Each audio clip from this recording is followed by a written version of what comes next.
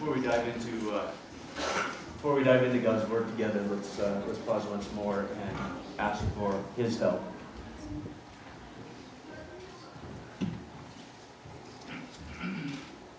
Lord, this is your Word.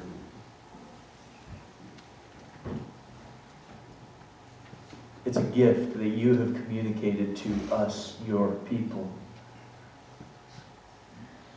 So this morning we ask for another gift. We ask that by your Spirit, would you open our ears, open our minds, open our hearts to receive what you intend for us. Be at work in us. Transform us by the power of your Spirit and through the washing of the water of the Word.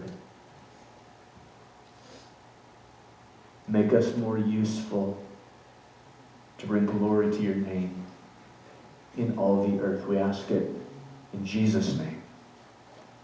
Amen. Today we're transitioning from Daniel chapter 7 to Daniel chapter 8. We've been in the book of Daniel for just over a year. Want to look back today. We're moving into a different section of the book. And before we dive into chapter 8, I think it's going to be useful to just pause, orient ourselves. Where are we in the book? What's going on in the book? Review some of what we've seen. Some of the lessons that we've learned. Get the big picture of what's going on in Daniel. So that's what we're going to do today. Starting with chapter 8, we have another language shift in the book. Daniel is written originally in two languages. It is written partly in Hebrew and partly in Aramaic. It began in the Hebrew language, but in verse 4 of chapter 2, the language switches to Aramaic, which was the common language of Babylon. It was the more global language, the language of the nations. We're clued into this language change, even in our English translations, where in chapter 2, verse 4, it says, "The Chaldeans said to the king in Aramaic." From that point on, the text switches to the Aramaic language. Now here in chapter 8, the beginning of chapter 8, through the end of the book, the language switches back to Hebrew, the language of God's chosen people.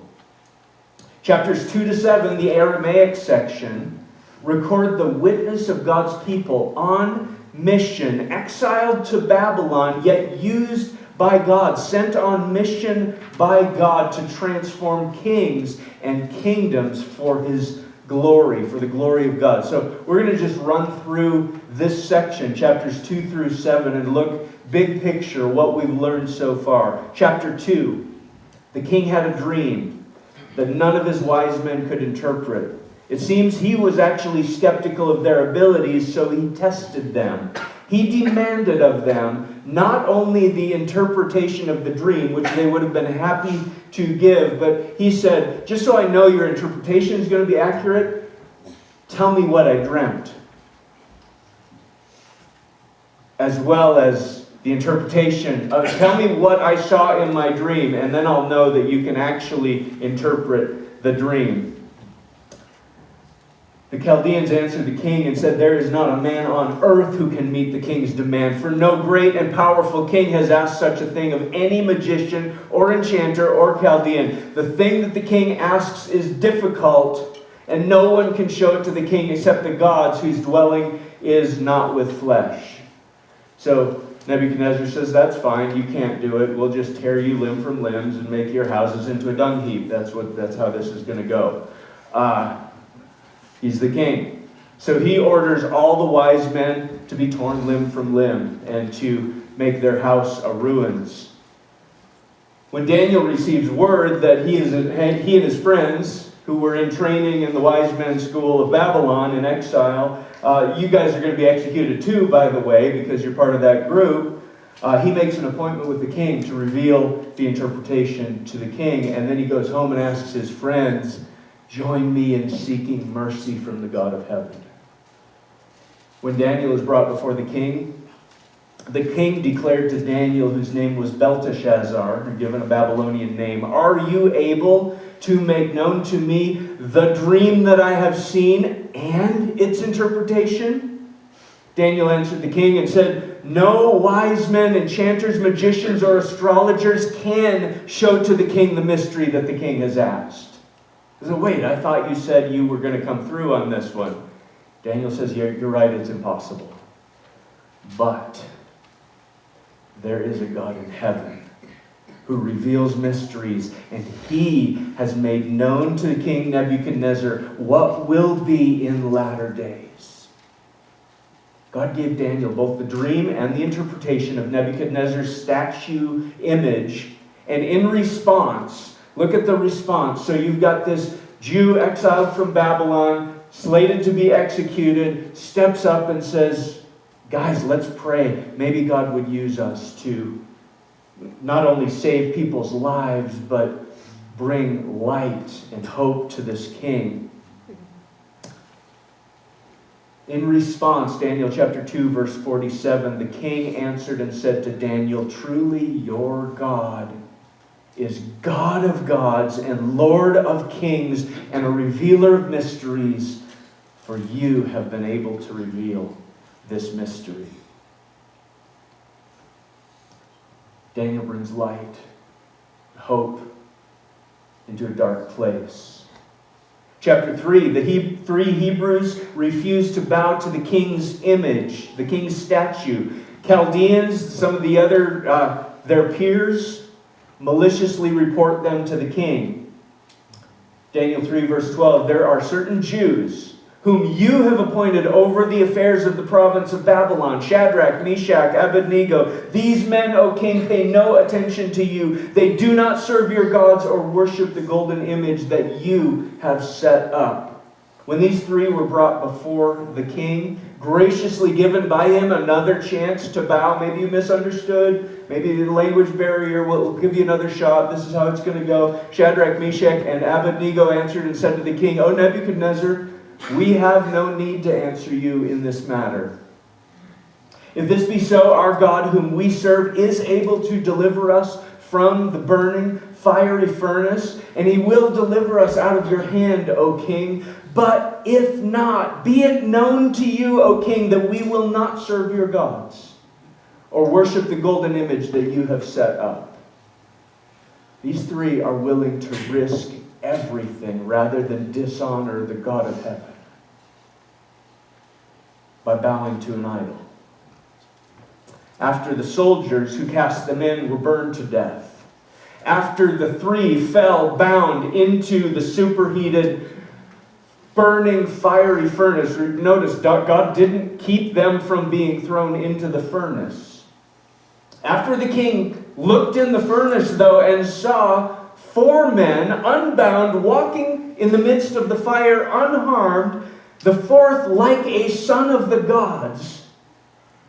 After the 3 come out of the fire with not so much as the smell of smoke on their clothes, Nebuchadnezzar answered and said, "Blessed be the God of Shadrach, Meshach, and Abednego, who has sent his angel and delivered his servants, who trusted in him and set aside the king's command and yielded up their bodies rather than serve and worship any god except their own God. Therefore, I make a decree.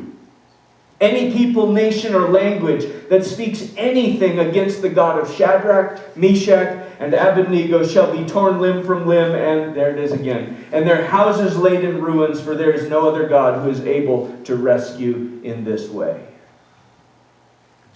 These 3 just simply remained faithful to their God. And an official edict from the king of the world at that point went out to every people, nation, and language to show respect to the God of Israel.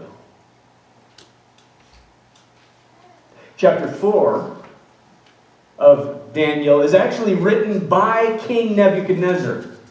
King Nebuchadnezzar to all peoples, nations, and languages that dwell in all the earth. He says, I want everybody in the world to hear this letter that I'm writing, this proclamation. Peace be multiplied to you. It has seemed good to me to show the signs and wonders that the Most High God. We worship lots of different gods, but we're talking about the Most High God, the one over any other god that may be worshipped by people. It seemed good to me to show the signs and wonders that the Most High God has done for me. How great are His signs, how mighty His wonders. His kingdom, not my kingdom, His kingdom is an everlasting kingdom, and His dominion endures from generation to generation. The Babylonian king then recounts the dream warning he was given of a great tree that was chopped down, and the interpretation given to him by Daniel. This is the interpretation, O king. It is a decree of the Most High, which has come upon my lord the king, that you shall be driven from among men, and your dwelling shall be with the beasts of the field. You shall be made to eat grass like an ox, and you shall be wet with the dew of heaven, and 7 periods of time shall pass over you till you know that the Most High rules the kingdom of men and gives it to whom He will.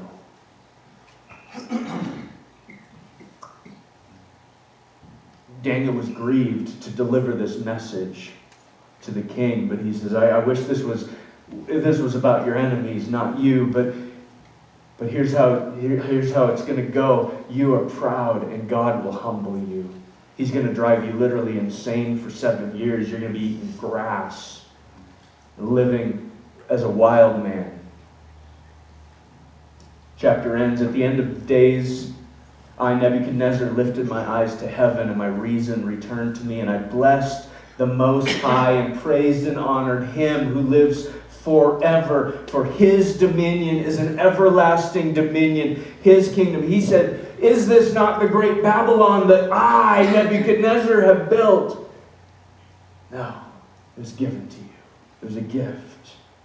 Praised and honored Him who lives forever, for His dominion is an everlasting dominion. His kingdom endures from generation to generation. All the inhabitants of the earth are counted as nothing. He does according to His will among all the hosts of heaven and among the inhabitants of the earth, and none can stay His hand or say to Him, what have you done? God is sovereign. I am under His hand. Now I, Nebuchadnezzar, praise and extol and honor the King of heaven, for all His works are right, and His ways are just, and those who walk in pride He is able to humble. Notice he began that chapter by saying, I want to show you the signs and the wonders the Most High God has done for me. God has blessed me. How? He drove you insane and took the kingdom away for 7 years. And Nebuchadnezzar on the backside of that says, praise God, that was a gift. Because I needed to be humbled. To be shown my place. To have my reason return and my eyes look up. To know that it's not all about me. It's all about Him. Even a proud pagan king's heart can be humbled and turn to the Lord God through the faithful witness of faithful people, faithfully loving and serving even their oppressors, even in captivity. Chapter 5 tells the fall of the Babylonian Empire due to the pride of its final king, Belshazzar. The handwriting was on the wall. Daniel was summoned because the queen mother had attested, there is a man in your kingdom in whom is the spirit of the holy gods. In the days of your father, light and understanding and wisdom like the wisdom of the gods were found in him. And King Nebuchadnezzar, your father the king, made him chief of the magicians, enchanters, Chaldees, and astrologers. Because an excellent spirit, knowledge, and understanding to interpret dreams, explain riddles, and solve problems were found in this Daniel, whom the king named Belteshazzar. Now let Daniel be called, and he will show the interpretation. when the arrogant but terrified Belshazzar addresses Daniel as one of the exiles of Judah, whom my father the king brought from Judah. He asks, "Can you really interpret the handwriting when none of my wise men could?" Daniel answered and said before the king, "Let your gifts be for yourself, and your rewards for another. Nevertheless, I will read the writing to the king and make known to him the interpretation. O king, the Most High God gave Nebuchadnezzar your father." He says, before I read what God wrote on your party wall, I'm going to give you a little history lesson that you should have known and listened to. "O king, the Most High God gave Nebuchadnezzar your father the kingship and greatness and glory and majesty." It's a gift from God. "And because of the greatness that he gave him, all peoples, nations, and languages trembled and feared before him. Whom he would, he killed. Whom he would, he kept alive. Whom he would, he raised up. Whom he would, he humbled. But when his heart was lifted up and his spirit was hardened, so that he dealt proudly, he was brought down from his kingly throne. His glory was taken from him. He was driven from among the children of mankind, and his mind was made like that of a beast, and his dwelling was with the wild donkeys. He was fed grass like an ox, and his body was wet with the dew of heaven, until he knew that the Most High God rules the kingdom of mankind and sets over it whom he will. And you, his son, Belshazzar, have not humbled your heart, though you knew all this. But you have lifted up yourself against the Lord of heaven, and the vessels of his house have been brought in before you, and you, your lords, your wives, your concubines, have drunk wine from them. And you have praised the gods of silver and gold, of bronze, iron, wood, and stone, which do not see or hear or know, but the God in whose hand is your breath, and whose are all your ways, you have not honored. Daniel rebukes the proud king, reads the writing on the wall. God has numbered the days of your kingdom and brought it to an end. You've been weighed in the balances and found wanting. Your kingdom is divided and given to the Medes and the Persians. That very night, the proud Chaldean king was killed, and the kingdom was given to the Medes and the Persians. But not before the final official act of Babylon was carried out by its final king on the final night of his life, to elevate and honor an exiled Jew from Judah. God is able to humble even proud pagan kings, to grant repentance to whom he will, to lift up his own humbled people. Chapter 6 comes after Persian rule is established in Babylon. King Darius intends to elevate Daniel to a high position of authority, which arouses the jealousy of his peers, who conspire to put him out of their misery. They use flattery to manipulate the king into outlawing any prayer except to the king. When Daniel knew that the document had been signed, he went to his house, where he had windows in his upper chamber open toward Jerusalem. He got down on his knees 3 times a day and prayed and gave thanks to God as he had done previously. Their plan worked. They caught him in the act. They cornered the king. Daniel is thrown to the lions. They even got the king praying to someone outside of himself. May your God whom you serve continually deliver you. But when Daniel survived the night with the lions, accompanied with his divine companion, their plan backfired, getting them and their families eaten by those ravenous lions. And In chapter 6, verse 25, then King Darius wrote to all the peoples, nations, and languages that dwell in all the earth, peace be multiplied to you. I make a decree that in all my royal dominion people are to tremble and fear before the God of Daniel. For he is the living God, enduring forever. His kingdom shall never be destroyed, and his dominion shall be to the end. He delivers and he rescues. He works signs and wonders in heaven and on earth. He who has saved Daniel from the power of the lions. Starting to see a pattern here. God's people simply being faithful to their God. God uses them to bring light into the darkness of unbelief and idolatry, bringing good news to the nations. Good news to the world. And understand this, there's not many paths that lead to God. There may be many gods that people worship, but this text over and over again is saying there's one true God over all false gods. Him you must worship. Him you must serve. And you can spend your life worshiping false gods, but it won't end the way you hope it would end. Turn to the one true God. Find mercy.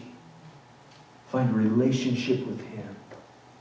God is using His people. God sent His people into exile on mission to be a light to the nations, to bring hope.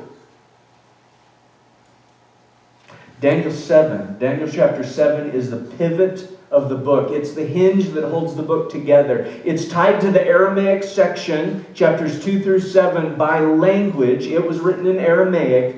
And by its structure. There's a mirror structure, and chapter 7 is the mirror of chapter 2. Nebuchadnezzar's vision of the image of the four kingdoms and the crushing stone. Daniel's vision of the four beasts and the one like a son of man coming on the clouds to replace all the nations. It's connected to that Aramaic section, but it's also connected to the final chapters of the book by style, by content. It's an apocalyptic vision given to Daniel himself. The timeline, if we look at the timeline, chapters 1 to 6 are in chronological order. Chapter 7 jumps back several years to the beginning of Belshazzar's reign. And chapters 7 through the end are in chronological order. So this vision jumps back a number of years chronologically, falling somewhere between chapters 4 and 5 of the book of Daniel. The content of Daniel's vision in chapter 7 parallel to Nebuchadnezzar's statue vision of chapter 2, foreshadowing four Gentile kingdoms who would rule over God's people until the end of time. Babylon, Medo-Persia, Greece, and a final terrible kingdom with a final arrogant ruler who will one day boast even in the presence of the Ancient of Days, who is seated in judgment. We see the Ancient of Days seated on his flaming chariot throne, and the arrogant king is killed, destroyed, given over to be burned with fire, and the eternal kingdom is given to one like a son of man who comes riding on the clouds. And the saints of the Most High who have suffered severe persecution are given the kingdom forever, forever and ever. Both these visions at the beginning and the end of the Aramaic section span history from the empire of Babylon all the way to the final judgment at the end of time. The message of this section is that there is a God in heaven. He is sovereign over all people, all nations, all languages that dwell in all the earth. He is the Most High God. His dominion is everlasting. His kingdom is forever. And those who walk in pride, He is able to humble. And he is using his people to bring that message of good news to the nations. The good news of who God is going out through his persecuted people to the nations, inviting them to humble themselves and acknowledge that one true God.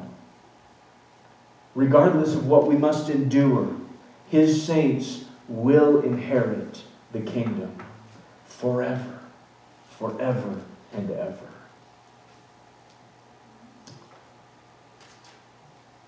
That's the Aramaic section, chapters 2 through 7. The Hebrew section gives information, written in Hebrew, the language of God's people, information particularly important and relevant to Jewish believers. Chapter 1, also written in Hebrew, opened with God's disobedient people being given by God into the hand of their enemies to go into exile as discipline for their sins. Yet God's faithfulness is seen preserving and protecting and blessing them, even in their captivity, even using them as his ambassadors to bring light and hope, even to their pagan rulers, even in the midst of their exile. Chapter 8, which picks up with the Hebrew language, zeroes in on the middle two kingdoms of the four kingdom visions, Medo-Persia and Greece, from those previous visions, prepares God's people for what will happen to them under the coming world rulers. Remember, Daniel was written during the Babylonian Empire. Babylonian Empire, Daniel saw it replaced by the Medo-Persian kingdom. Daniel lived and served under Darius or Cyrus during the Medo-Persian kingdom. Daniel was given information of the future, what would replace the Medo-Persian kingdom, the kingdom of Greece. Daniel was given a vision that would prepare God's people for what would happen to them under coming world rulers. Persecution will intensify. Even the sanctuary, which, by the way, was in ruins, so must be rebuilt and dedicated back to the Lord, back in operation. The sanctuary, the future sanctuary, rebuilt under Ezra and Nehemiah, will be defiled. But that time will be short. It will be limited by a sovereign God who is still in control, and he will triumph in the end. Looks to a time of Antiochus Epiphanes. We'll talk about that in the coming weeks. How history unfolded what Daniel had prophesied. Daniel chapter 9. Daniel is actually studying Jeremiah's book. Jeremiah's prophecy. He reads that 70 years are prophesied for the desolation of Jerusalem. That time is coming to a close. He's looking at the calendar and he's looking at his Bible, and it drives him to his knees to pray, to confess the sins of his people, to ask that God would be merciful, that God would restore his people, his city, his sanctuary.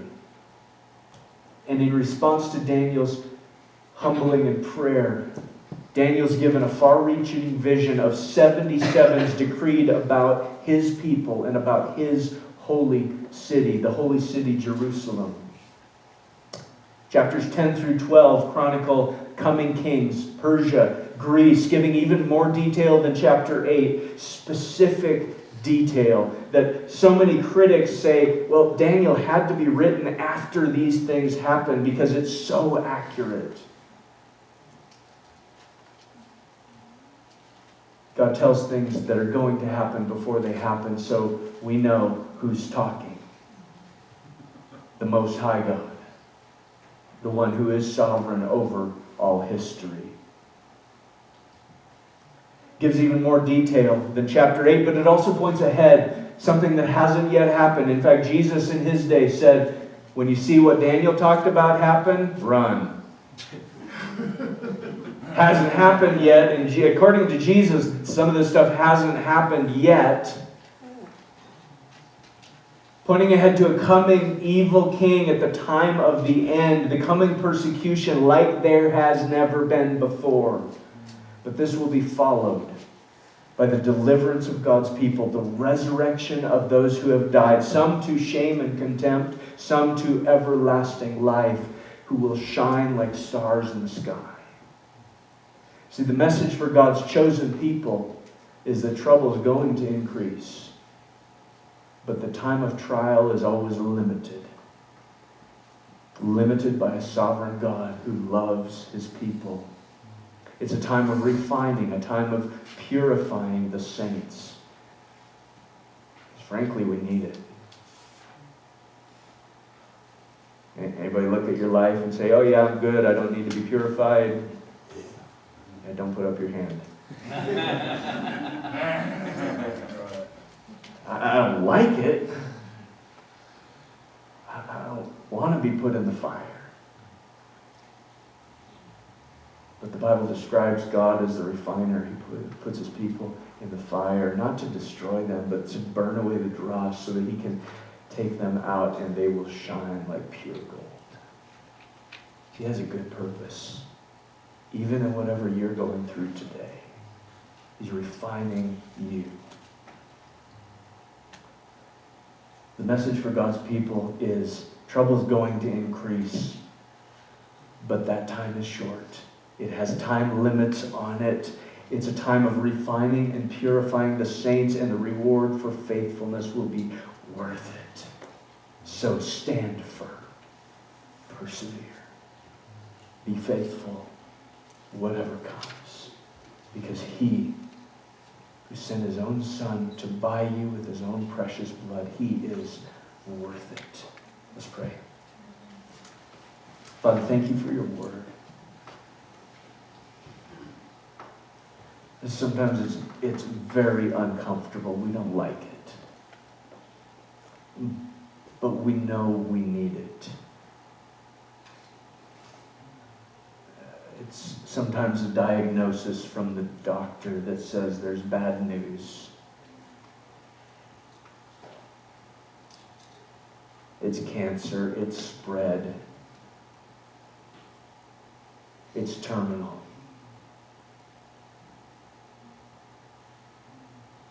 But there's a cure. I'm that cure. I can eradicate the cancer of sin in your life. I can nail it to the cross. And by the Holy Spirit living in you, I can overcome that which is trying to kill you. God, thank you for the hope that we have in the gospel. Thank you that you have entrusted to us, your people, a message for the world, for all people, all nations, a message that is relevant and real to every tribe, every people group, that there is a God in heaven to whom every one of us must give an account.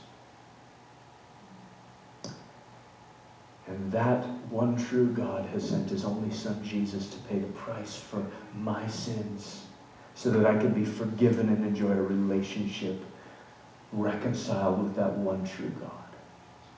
Thank you for such good news. Lord, in a time of peace and prosperity, help us not to become complacent with that message. Ignite in us a passion to reach out to those around us with the good news that the condition of humanity is terminal. The wages of sin is death, but the gift of God is eternal life in Jesus Christ our Lord. You have given us the greatest news. Lord, let us not keep our mouths shut. And Lord, whatever we face in this life, whether it's personal troubles or persecution, which we have not really experienced in this country yet, Lord, prepare us to remain faithful to you, whatever the cost. Help us to learn from our brothers and sisters around the globe who are counting that cost every day and considering you worth it. And the light momentary affliction is not worth comparing to the glory that is to be revealed in us, your saints. Lord, help us to learn a lesson from them. Prepare us to stand firm regardless of what comes, because our relationship with you is worth it. Thank you. In Jesus' name, amen. I invite some of the men to come. We're going to celebrate the good news, the gospel, that Jesus, God's only Son, God from all eternity, came down, became one of us, so as a human, he could be nailed to a cross and bear the penalty for my sin, for your sin. That's our only hope. That is the only way. Christianity is so narrow and so exclusive because its founder, Jesus, said, I am the way and the truth and the life, and no one comes to the Father except through me. It's absolutely exclusive. There is absolutely, exclusively one way, and his name is Jesus. And he paid the price for your sins. So that if you today would cry out to him for mercy and say, God, be merciful to me, a sinner. I want the forgiveness that you're offering through your only Son, Jesus. He will forgive your sins. He will wash you clean. He will give you his Spirit and make you new inside and transform you. Adopt you into his family as one of his own children. He loves you. If you ever doubt his love, look at the cross. He loved you that much. So turn your eyes to him. Worship him today, the one true God. The one true God who came down, humbled himself so that he could lift you up and embrace you as his own child. We've got bread and juice, reminders of his broken body on the cross, his shed blood poured out to pay the price. The wages of sin is death, and he paid it for me, so that I can enjoy today forgiveness and a relationship with him. If you're a believer, if you're clinging to Jesus alone, you're welcome to remember with us. Take bread and juice. And as you hold those in your hand before we're all served, reflect on what he did for you. The price he paid for you. Worship him, treasure him, enjoy him today.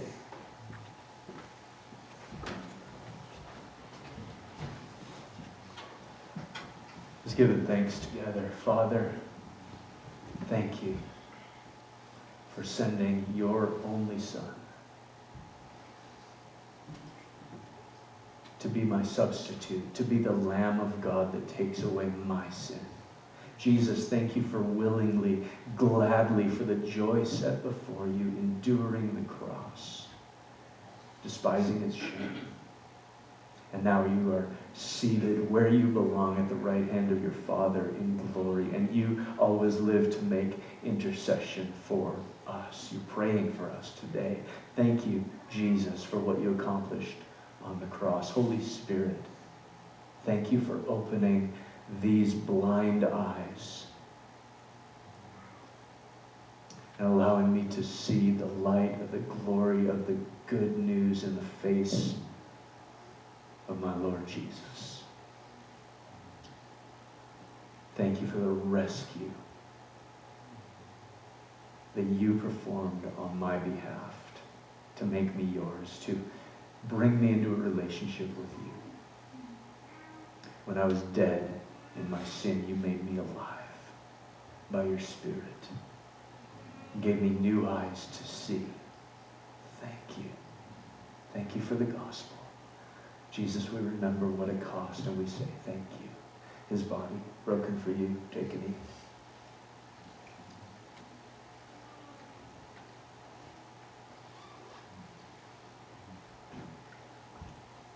His blood poured out for you. Drink.